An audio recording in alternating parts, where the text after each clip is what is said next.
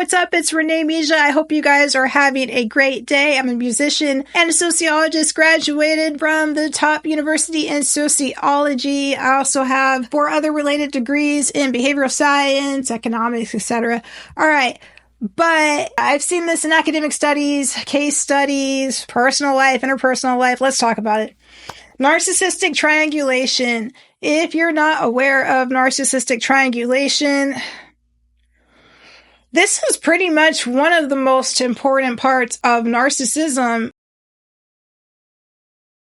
This is how they stage events in order to get a huge emotional outpour at the end and to make you feel extremely sad and upset and to basically feed off of that energy to later on be able to control you and manipulate you.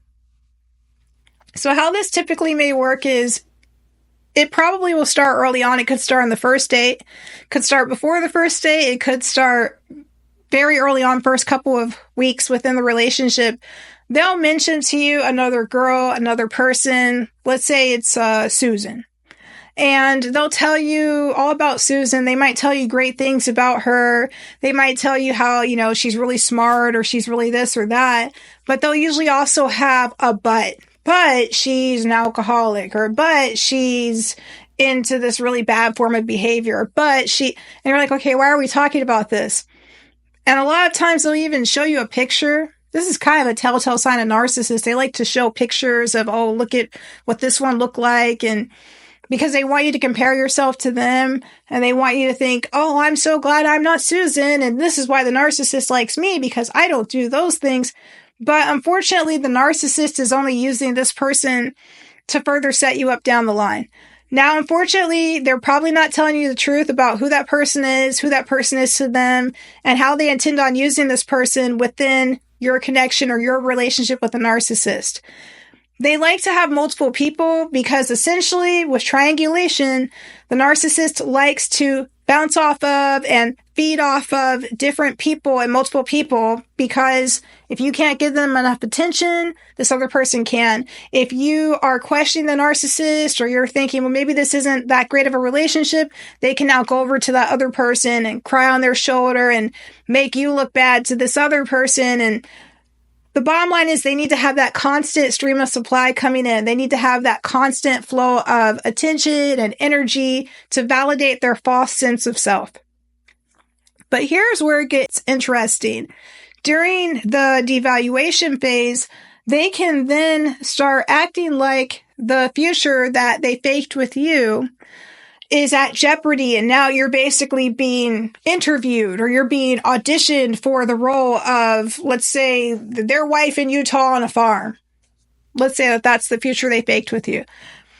Well, now they can start essentially insinuating that, well, Susan likes to do this. Well, Susan likes to do that, or this person likes to, or I'm looking for.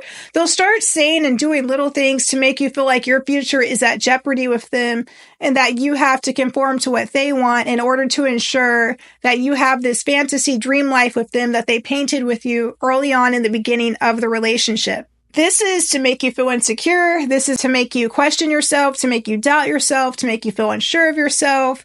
And it's a very manipulative process. But here's where it gets really interesting. During the discard process, oftentimes they will go with the person that they triangulated you with, which technically was either new supply or old supply that they were grooming in the background behind the scenes. But when they get with this new person, they have to have you react to it.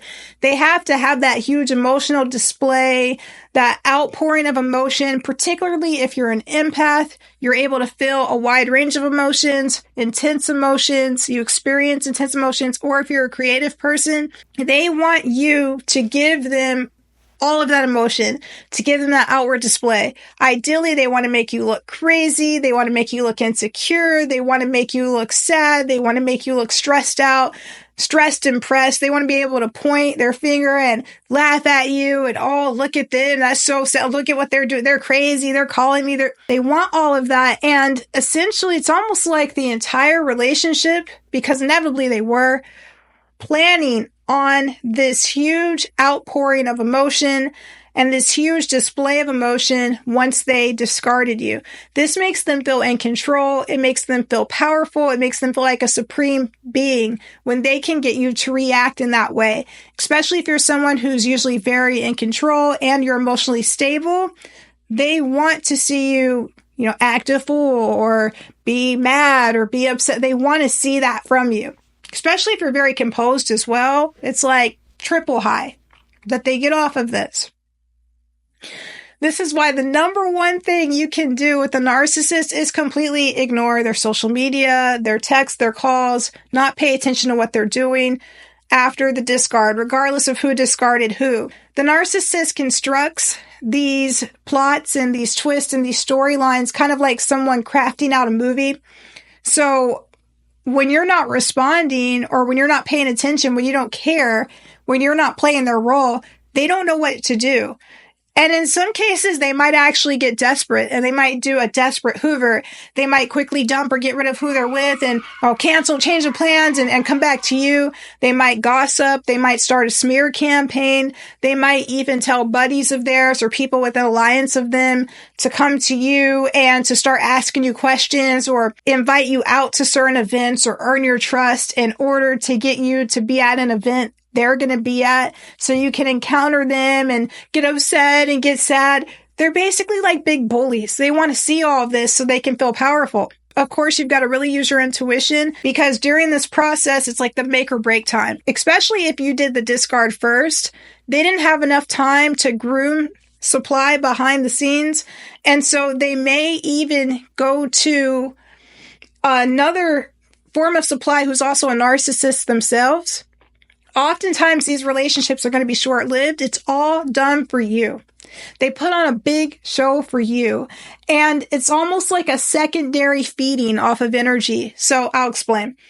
This new person that they get with, who's also a narcissist themselves in this example, basically gets a high and an emotional rush and a kick off of you being sad and you watching them. So she wants you to look at them and say, oh, I wanted to go on that vacation. Oh, she must be prettier than me. Oh, she must be better. Oh, I wish I could be her. I wish I could be like that. They want you to give them all that emotion and they get off on it. They're like, yeah, don't you wish you were here? Don't you wish you were me? I'm with your man. Like they love that stuff. They get a kick off of that. And so she might actually get with the narcissist right after the discard because she wants to get an emotional high as well off of your energy, off of your emotion.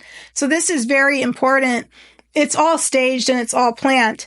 In the case of when the narcissist moves on to a new supply that isn't a narcissist themselves, typically this is someone they've groomed behind the scenes in the background and who's completely unsuspecting. And yes, it is true. She's going to get the same treatment that you got, but worse. So it's very common that when you first got with a narcissist, they told you about how terrible their ex was and how, their ex wanted all of these things and they were such a terrible person. And you might have even thought like, oh, I'm not like that. And, oh, she was silly and she made a mistake. And this person is a great person. And that person was a jerk. And the narcissist is counting on this, counting on you not liking their ex and you wanting to show that you're nothing like that and that you're unsuspecting pretty much. If you're unsuspecting that they're a narcissist. So that's pretty much the gist of that. Just remember with triangulation, if you're with someone and you're dating someone or early in a relationship, they're already bringing up other people or they're showing you pictures of other people and they're creating these storylines with these other people.